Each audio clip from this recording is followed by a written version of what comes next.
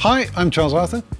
And I'm Samuel Gibbs. We're here to talk about tablets from 2013. So, Sam, let's start with the worst.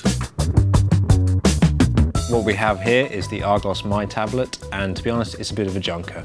It's £100. You'd be better off spending it on literally anything. I managed to try it out in the tablet review I did recently, and I couldn't even get it to respond to a touch. No, it's really poor. OK, let's get rid of it. Goodbye. Next up, we have the Microsoft Surface. This is actually the Surface Pro from last year. They've done a new version of it, the Pro 2, although it's the same price and it looks exactly the same. It's a spec bump. It's a spec bump. This is the type cover which comes off. The thing I found about this was that it's just really heavy. And compare it to something like what I have here, which is actually the iPad Air. Even with the smart cover on, this is really heavy. It's a chunker. I mean, but that's because of its design. This is a full Windows PC in a tablet form factor. This is the tablet for the people that don't really want a tablet. What they want is a laptop with a touchscreen that you can detach the keyboard. Really, that's what it is. But for daily use, carrying this around, I think it's weighty. Yeah, it is heavy. And if you really need to have Windows in your backpack, I guess you could, but it seems like quite a lot of a sacrifice for your back. Take a laptop.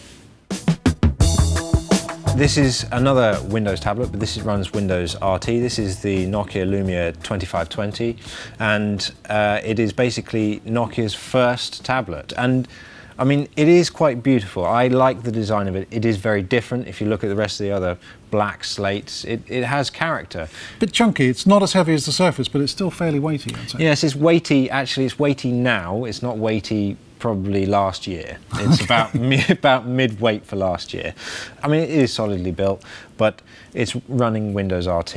And the trouble with RT is that it doesn't have Google Chrome, it doesn't have iTunes, and I've seen people bring RT devices back because they don't run iTunes, and they never will run iTunes. Apple's never going to write it for them. It's Windows without the legacy support, and the legacy support for all your traditional Windows applications is the thing that really does Windows. So it's kind of halfway house that doesn't really need to exist. Fair enough. Over here we have the Tesco Huddle. Yes, this was the surprise winner for me this year. It's a really good, solid budget Android tablet from Tesco. It's fast, it does generally what people need to do. It's got a decent 7-inch screen, it runs Android Jelly Bean, and I mean, it has enough ports and connections to kind of do what people need. It's available for around £120, but you can also get it for £60 worth of club card vouchers. And it looks like it'd be robust enough to give to the kids. They're not going to mind that it's a bit heavier perhaps than other models. I think it'd take a hit as well. Okay, that's quite a nice looking device. Next up here is the iPad Mini Retina. For my money, this is a great little tablet. It's a step up from the iPad Mini of last year. The thing for me that makes the iPad Mini and the iPad Air, which we'll get onto, is the selection of apps. I mean, that's one of Apple's strong points. Its app ecosystem is very well developed, and arguably more than an Android experience, especially on the tablet side. The iPad apps, people are really designing apps specifically for Apple's tablets. Although it is pricey as well, and that for a lot of people is going to be the thing that puts them off. It's the question really between going for the premium one or going for something like the Huddle. Yeah, definitely.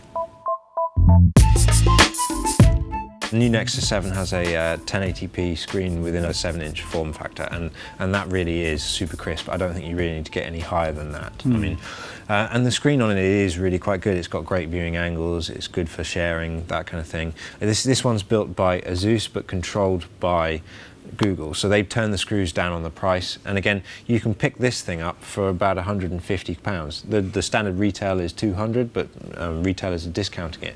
So rather like the sort of Nexus line of phones, it could be that Google, to some extent, is subsidising this, that it's taking a hit on the price because it's getting people to sort of buy into its services. I mean, I've used Android a long time. I found that there are little usability bugs about it, which I find troubling.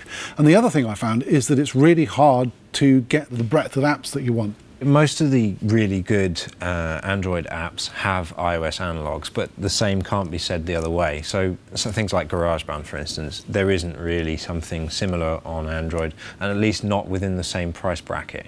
It's interesting, when I was asking on Twitter for people to recommend apps for the Nexus 7, the answer I kept on getting back from people was, well, it shows the Google apps really well. Yeah. And I thought that was actually telling, you know, which is, it's great if you really like Google stuff, but if you're trying to do things that are different from that, then, well... For me, as a Google user, that is one of the benefits of the Nexus 7. It really does plug into everything that I use day to day, and the experience is almost unmatched if you're a Google user.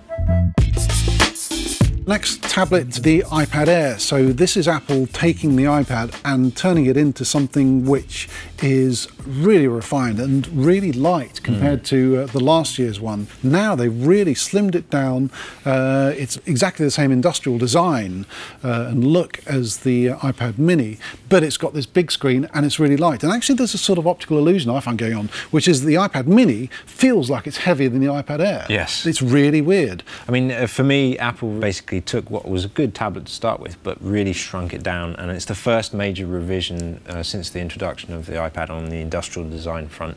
And it looks gorgeous, it's light, it's easy to put in your backpack, and for me, if I was to buy a large tablet, it would definitely be the iPad Air. One of the problems is the price. Yeah, sure, that's certainly a barrier for some people, I think, and although it's interesting how many people are prepared to spend that extra bit, because I think they perceive that they're getting some sort of, well, they're getting a benefit out of it.